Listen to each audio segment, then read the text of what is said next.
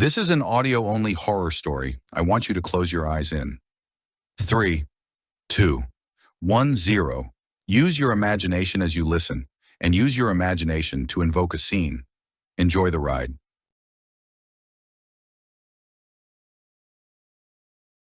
My name is Alex Turner, and my life took an unexpected turn when I took on a part-time job as an assistant for a sculptor named Victor Kane.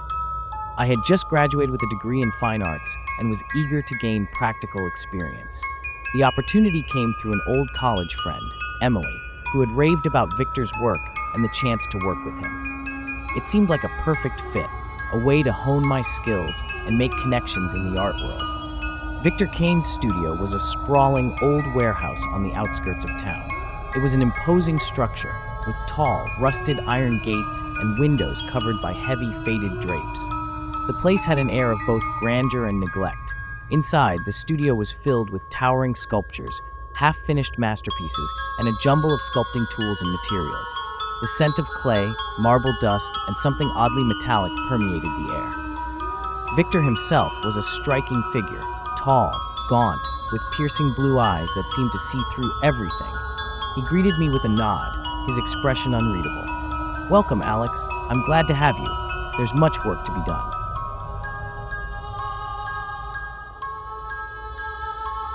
The first few days were filled with routine tasks, cleaning the studio, organizing tools, and preparing materials. Victor was a perfectionist, obsessively scrutinizing every detail of his work. He gave me specific, often peculiar instructions on how to handle certain materials, which struck me as overly meticulous. "Remember, Alex," Victor said one day, his voice low and serious, "these materials are sensitive. They must be handled with care. The essence of the sculpture depends on it."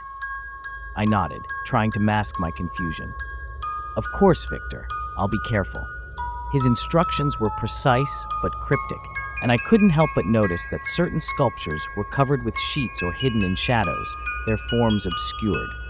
Victor seemed particularly protective of these pieces, going to great lengths to ensure they remained hidden from view.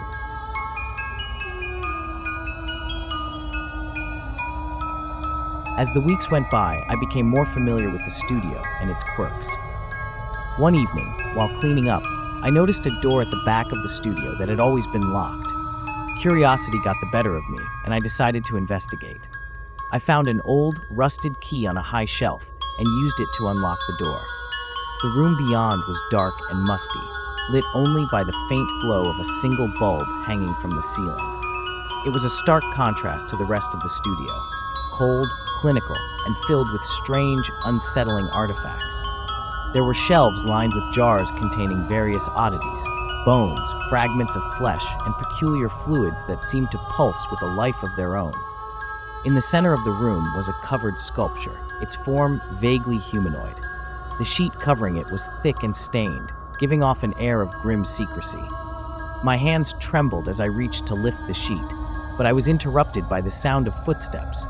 Victor appeared in the doorway, his expression dark and menacing. "What are you doing here?" he demanded, his voice echoing with a mix of anger and fear. I was just curious," I stammered, stepping back. "This room is off limits," Victor said sharply. "You have no business here. Leave immediately." I nodded quickly, my heart racing. "I'm sorry. I didn't mean to intrude."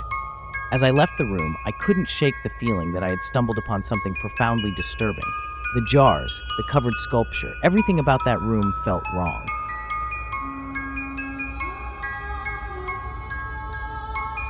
Days passed, and my unease about the hidden room grew.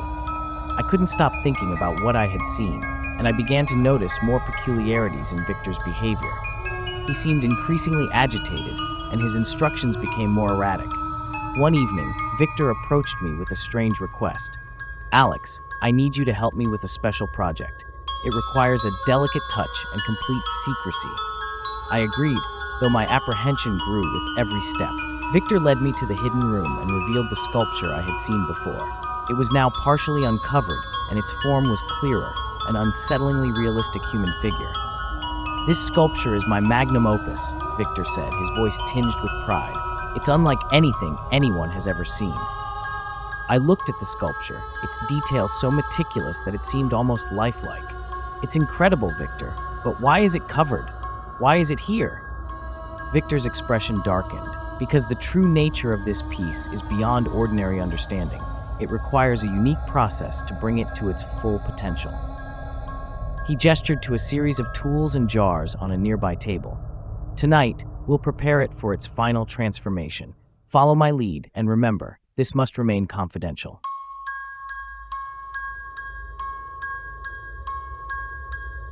As the night wore on, Victor's process became increasingly bizarre and disturbing.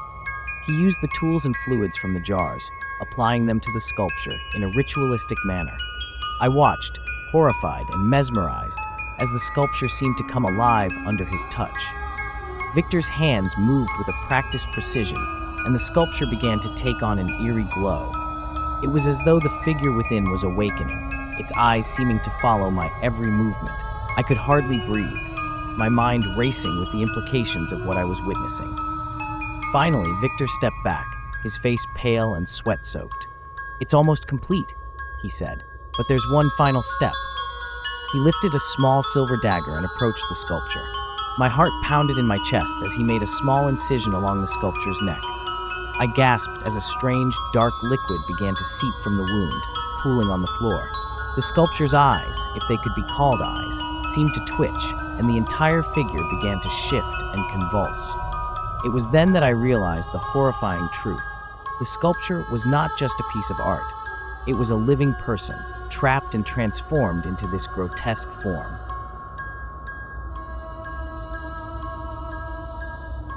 The realization hit me like a tidal wave. I stumbled back, my mind reeling from the sight before me. "Victor, what is this? What have you done?" Victor's expression was a mixture of triumph and madness. "It's my masterpiece, Alex, a true work of art. This is the culmination of years of experimentation, the essence of life captured in a perfect form." I felt a surge of panic. "You're murdering people. This is wrong. I need to get out of here." Victor's eyes hardened. "You can't leave now. You've seen too much. You're part of this. Either you help me complete it, or you become part of it yourself." Fear drove me to action. I grabbed the nearest tool, a heavy marble chisel, and swung it at Victor. He staggered back, shock and anger flashing across his face. I seized the opportunity and fled from the room, my heart racing as I scrambled through the studio. Victor's shouts echoed behind me as I dashed for the exit. I burst through the doors and into the night, my breath coming in ragged gasps. I knew I had to get help, to expose Victor's horrifying secret before it was too late.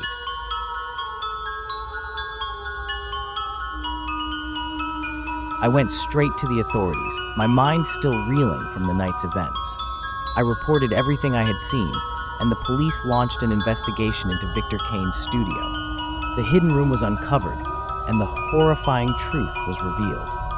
Victor was arrested, and the studio was shut down. The sculpture was confirmed to be a living human, and the process used to create it was exposed as a twisted combination of murder and dark alchemy. The case made headlines, and the art world was rocked by the revelation. Victor's arrest brought a measure of justice, but the trauma of what I had witnessed lingered.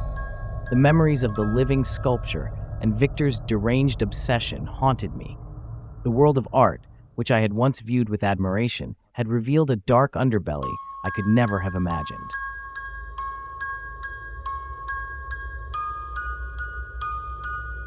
As I moved on from the nightmare that had been Victor Kane's studio, I struggled to find peace.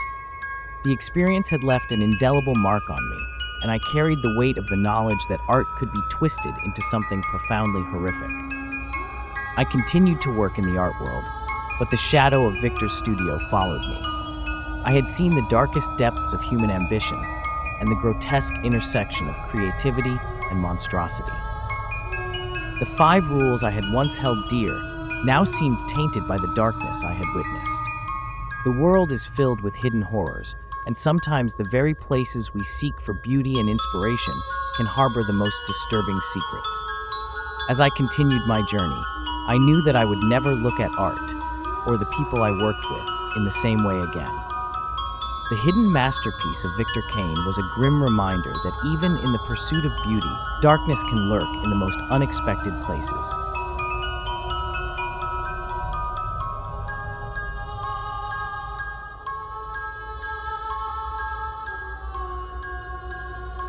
I never believed in omens until the day I found the package on my doorstep. It was a stormy Thursday evening, and the city was cloaked in darkness, save for the occasional flash of lightning that illuminated the sky. My studio, an old, converted warehouse on the edge of downtown, creaked with the wind's howling lament. I was in the middle of a particularly frustrating painting session, battling with an uncooperative canvas that refused to come alive despite my best efforts. The doorbell's sudden chime startled me. I hadn't been expecting anyone, and the courier services usually delivered during the day. I hesitated, paintbrush in hand, staring at the thick layer of oil on my canvas. A surge of irritation pushed me to answer the door, hoping it wasn't just another delivery mistake. When I opened the door, there was no one in sight, but a plain, brown package sat on the doorstep, almost blending into the shadows. My curiosity piqued. I picked it up and noticed a peculiar weight to it. The package was surprisingly heavy for its size. Inside, I found an ornate, antique artist's palette. It was crafted from some dark, weathered wood, intricately carved with symbols and patterns I couldn't decipher. Alongside it was a note, written in elegant, flowing script. "Create with this, and you shall see what lies beyond the veil of reality." The note was signed simply, "A friend." I examined the palette closely. It was both beautiful and eerie, its craftsmanship suggesting a past steeped in mystery. Despite my reservations, an inexplicable urge drove me to use it. I placed it on my workbench, feeling a strange thrill at the prospect of discovering what it could offer.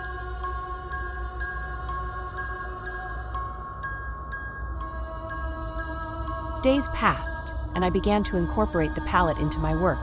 At first, the results were extraordinary. The colors on the canvas seemed to shimmer with a life of their own, each stroke producing a depth I'd never achieved before. The figures I painted seemed to emerge with startling realism. Faces had an unsettling intensity, eyes that followed me with an almost sentient awareness. But as I continued, the initial excitement began to wane. The more I used the palette, the more I felt its influence seeping into my work. My paintings took on a darker tone, and the vibrant hues I once cherished transformed into morose, shadowy specters. Scenes of beauty and serenity gave way to disturbing visions of despair and horror. One evening, while working on a piece that had begun to disturb even me, I noticed something strange. The figures on the canvas, initially appearing static, now seemed to move subtly. It was as if they were trying to break free from their painted confines. I blinked, thinking it was a trick of my tired eyes. But when I looked again, the figures were indeed shifting, their expressions contorted into silent screams. The studio grew colder, the lights flickered and shadows danced across the walls, creating grotesque shapes that seemed to mock me. I began to hear whispers, soft, unintelligible murmurs that seemed to come from the paintings themselves. They spoke of forgotten horrors, of torment and madness, their voices a chilling echo that reverberated through the silence of the studio.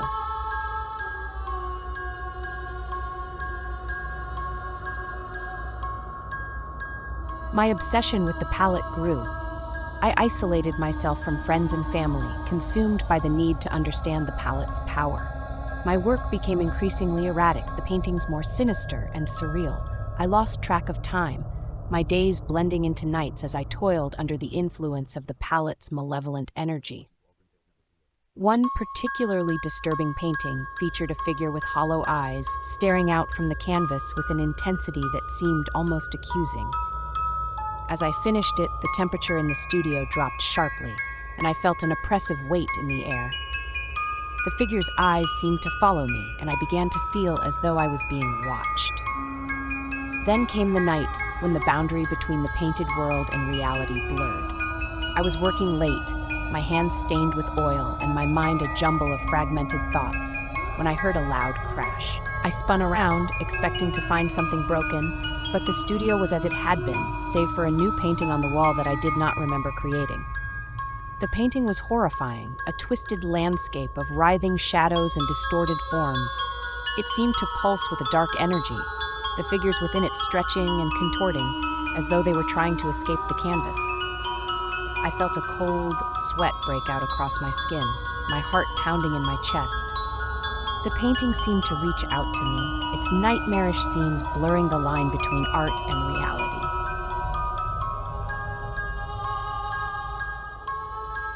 The final stages of my descent were marked by a growing sense of dread. The studio was no longer a safe haven, but a place of torment. Shadows moved independently of their sources, and the whispers grew louder, more insistent. They spoke of doom and despair, their messages growing increasingly malevolent. One night, I was working on a new piece, a grotesque depiction of a dark figure looming over a cityscape. The figure's eyes were empty voids, and its presence seemed to cast a pall over the entire scene.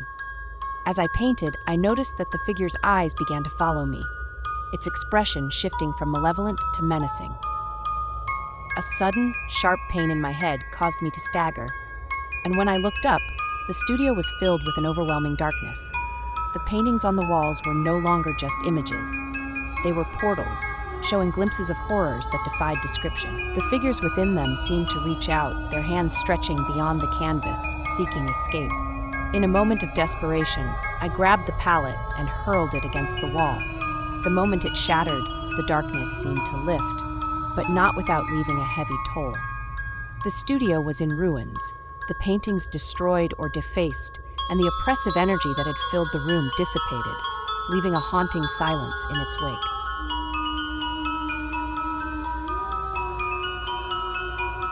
The aftermath of my encounter with the palette was devastating. The studio was a wreck, and I was left alone amidst the remnants of my work. The palette, now shattered, lay among the debris, a broken relic of the horror it had unleashed. I tried to piece together my life, but the experience had left an indelible mark. The nightmares persisted, and the whispers from the paintings continued to haunt me, even in my dreams. I left the studio behind, moving away from the city to escape the lingering effects of the palette's influence. Years later, as I settled into a new life, I came across a familiar feeling, an ominous sense of dread. I discovered that the palette had resurfaced, found by another artist who seemed to be captivated by its beauty. I could only hope they would fare better than I had.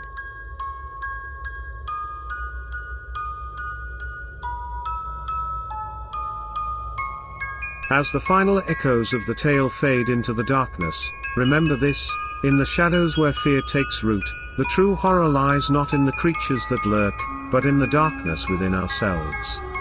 We tell these stories not just to scare or entertain, but to confront the fears that we try so hard to ignore. So as you step back into the light of the real world, carry with you the lessons of the night. The monsters we create are reflections of our deepest anxieties, and the strength to overcome them is within each of us.